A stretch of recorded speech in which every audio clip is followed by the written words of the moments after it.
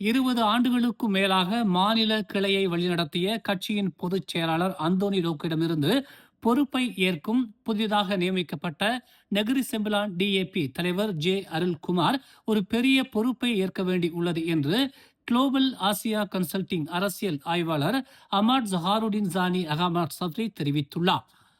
Lok Negeri Sembilan டிஏபியின் அடையாளமாகவே மாறிவிட்டார் என்றும், அதே சமயம் அருளின் மிகப்பெரிய சவால் தனது முன்னாள் தலைவரின் நிழலில் இருந்து வெளியேறி தனக்கென ஒரு அடையாளத்தையும் அதிகாரத்தையும் உருவாக்குவதே என்றும் அவர் தெரிவித்தார். ஆகஸ்ட் 1ஆம் தேதி நீலாய் சட்டமன்ற உறுப்பினராக 4வது முறையாக மீண்டும் தேர்ந்தெடுக்கப்பட்ட அருள் இதற்கு முன்பு அந்தோனி லோக்கின் அரசியல் செயலாளராக பணியாற்றியுள்ளார். மாநில கிளை பெரும்பாலும் சீன சமூகத்தைச் சேர்ந்த ஒரு தலைவரால் வழிநடத்தப்பட்டு வந்ததால் அருளின் நியமனம் சுவாரஸ்யமானது என்று ஜகாருடின் தெரிவித்தார். ஆனால் அடையாளப்பூர்வமாக இருப்பது அர்த்தமற்றது என்றும், அருள் தனக்கென சொந்த அதிகாரத்தை உருவாக்க வேண்டும் என்றும் அவர் எஃப்எம்டியிடம் தெரிவித்துள்ளார். தேசிய டிஏபியின் 5 உதவித் தலைவர்களில் ஒருவரான அருள் இந்த நியமனத்தின் மூலம் கட்சியின் மேலும் உயர் பதவிகளை அடையக்கூடும் என்றும் அவர் சுட்டிக்காட்டினார். டிஏபி தேசிய மாநாட்டில் ஒரு சாதகமான முடிவை பிகேஆர் கட்சி எதிர்பார்க்கிறது என்று பிகேஆர் பொதுச் செயலாளர் டாக்டர் ஃபுசியா சலே தெரிவித்துள்ளார்.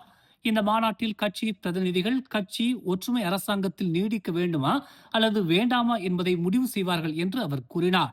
டிஏபி எடுக்கும் எந்த ஒரு முடிவும் இறுதியில் மக்களின் நலன்களை அடிப்படையாக கொண்டே எடுக்கப்படும் என்பதில் கட்சிக்கு நம்பிக்கை இருப்பதாக ஃபுசியா குறிப்பிட்டார். நிச்சயமாக டிஏபி கட்சியிடமிருந்து ஒரு சாதகமான முடிவை நாங்கள் எதிர்பார்க்கிறோம். மேலும் பக்கத்தன் ஹரப்பானில் அங்கத்துவ பங்காளிகளாக எங்கள் நோக்கங்கள் எப்போதும் மக்களுக்கு எது சிறந்ததோ அதை மையமாக கொண்டே இருக்கும் என்பதில் நாங்கள் நம்பிக்கையுடன் இருக்கிறோம் என்று அவர் நியூ ஸ்டேட்ஸ் டைம்ஸ் இடம் தெரிவித்துள்ளார். இருமுக அரசியல் செய்வதாகவும் ஒற்றுமை அரசாங்கத்திற்கு அச்சுறுத்தல் விடுப்பதாகவும் குற்றம் சாட்டிய பிகேஆர் இளைஞர் பிரிவு தலைவர் முகமது கமீல் அப்துல் முனீம் எந்த கட்சி என்று அவர் அடையாளம் காட்ட வேண்டும் என அம்னோ இளைஞர் பிரிவு தலைவர் சவால் விடுத்துள்ளார். கமீலின் கருத்துகள் அம்னோவை நோக்கியதாக இருந்தால் கூட்டரசு நிர்வாகத்தில் அதன் நிலை குறித்து பிரதமர் டத்தோஸ்ரீ அன்வார் இப்ராஹிம் எடுக்கும் எந்த ஒரு முடிவையும் ஏற்க தயாராக இருப்பதாக அதன் தலைவர் டாக்டர் முகமது அக்மால் சலே தெரிவித்துள்ளார். பரிசான் நேஷனல் மற்றும் பக்காத்தான் ஹரப்பான் ஆகிய இரு கூட்டணிகளும் ஒன்றாக தேர்தலில் போட்டியிட அனுமதிக்கும் எந்த ஒரு ஒப்பந்தமோ அல்லது புரிந்துணர்வோ இல்லை என்றும் அவர் சுட்டிக்காட்டினார். எனவே இருமுக அரசியல் செய்வதாக நீங்கள் கூறும் அந்த நபர்கள் யார்? இப்போதே சொல்லுங்கள். அது அம்னோவா, ஜிபிஎஸ் கட்சியா அல்லது ஜிஆர்எஸ் கட்சியா என அக்மால் கேள்வி எழுப்பினார். அன்வார் தலைமையிலான அரசாங்கம் இருமுக அரசியல் செய்பவர்களால் சோதிக்கப்படுகிறது என்பதை நீங்கள் உணர்ந்தால் எங்களை அரசாங்கத்திலிருந்து நீக்குங்கள் என்று பிரதமரிடம் கூறுங்கள் என அவர் நேற்று ஒரு அறிக்கையில் தெரிவித்துள்ளார். மலேசியாவில் உள்ள இந்தியர்கள் தங்களின் தாய்நாடு என்று கருதும் நாட்டிற்கு பங்களிப்பதோடு இந்தியாவுக்கும் மலேசியாவுக்கும் இடையிலான நீண்டகால உறவுகளை வலுப்படுத்தி தங்கள் கலாச்சார வேர்களை பேணி பாதுகாக்க வேண்டும் என்று வலியுறுத்தப்பட்டுள்ளனர். மலேசியாவிற்கான இந்தியாவின் பொறுப்பு தூதர் ஹிதேஷ் ராஜ்பால், தயவு செய்து வேர்களுடன் இணைந்திருங்கள். நீங்கள் கொண்டுள்ள மொழி, கலாச்சாரம் மற்றும் பாரம்பரியங்களை பேணி பாதுகாத்திடுங்கள்.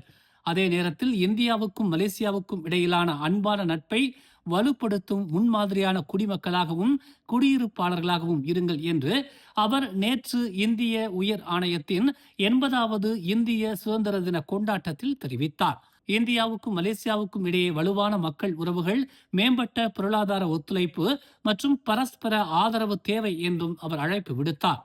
2024ஆம் ஆண்டில் பிரதமர் டத்தோஸ்ரீ அன்வார் இப்ராஹிமின் இந்திய அரசுமுறை பயணத்தின் போது இந்த உறவு ஒரு விரிவான மூலோபாய கூட்டாண்மையாக உயர்த்தப்பட்டது.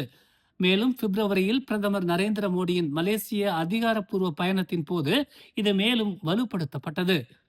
ஆசியா நாடுகளில் மலேசியா இந்தியாவின் 3வது பெரிய வர்த்தக பங்காளியாக இருப்பதால் இருதரப்பு வர்த்தகம் வலுவாக உள்ளது என்றும், அதே நேரத்தில் இராணுவ பரிமாற்றங்கள் மற்றும் கூட்டு பயிற்சிகள் மூலம் பாதுகாப்பு மற்றும் தற்காப்பு உறவுகள் தொடர்ந்து வளர்ந்து வருவதாகவும் ராஜ்பால் கூறினார். சுற்றுலா, கல்வி, கலாச்சார பரிமாற்றங்கள் மற்றும் மலேசியாவில் வசிக்கும் சுமார் 27.5 லட்சம் இந்திய வம்சாவளியினரின் இருப்பு ஆகியவற்றால் ஆதரிக்கப்படும் மக்களுக்கு இடையேயான உறவுகள் இருதரப்பு உறவுகளின் முக்கிய தூணாக தொடர்கின்றன என்று அவர் குறிப்பிட்டார். நேற்று பிற்பகல் ஸ்லாங்கூர் சபா பெர்னாமில் உள்ள கிராண்ட் சபாங் ஹோட்டல் நீர் மதகில் நீர்ப்பாசனம் மற்றும் வடிகால் துறை ஊழியர் ஒருவரின் தலை முக்காடு மதகின் எந்திரத்தில் சிக்கியதால் அவர் பரிதாபமாக உயிரிழந்தார். பிற்பகல் 3:35 மணி அளவில் தங்களுக்கு அழைப்பு வந்ததாகவும் சபாங் பர்னாம் நிலையத்திலிருந்து ஒரு குழுவை சம்பவ இடத்திற்கு அனுப்பியதாகவும் ஸ்லாங்கூர் தீயணைப்பு மற்றும் மீட்புத் துறையின் செயல்பாட்டு உதவி இயக்குனர் அஸ்ருல் ரிசால் அஸ்பார் தெரிவித்தார். சம்பவ இடத்திற்கு வந்த குழுவினர் 56 வயதான அந்த பெண் மதகின் மீது கிடப்பதை கண்டனர். முதற்கட்ட விசாரணையில் பாதிக்கப்பட்டவரின் தலை முக்காடு மதகின் உருளையில் சிக்கி இருந்தது தெரிய வந்தது. சுகாதார அமைச்சு பணியாளர்களால் அவர் இறந்து விட்டதாக அறிவிக்கப்பட்டது. மேலதிக விசாரணைக்காக அவரது உடல் பின்னர் காவல்துறையிடம் ஒப்படைக்கப்பட்டது.